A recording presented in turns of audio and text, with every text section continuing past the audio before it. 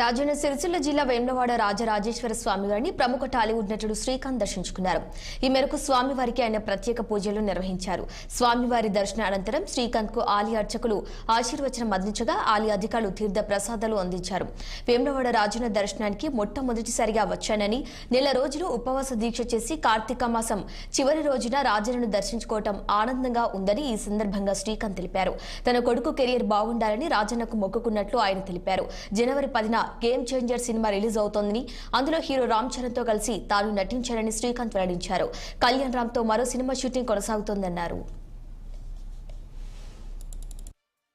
నేను ఇక్కడికి వేములవాడ రావడం ఎప్పటి నుంచి అనుకుంటున్నాం రావాలని, బట్ స్వామివారు ఇప్పుడు అవకాశం ఇచ్చారు మాకు.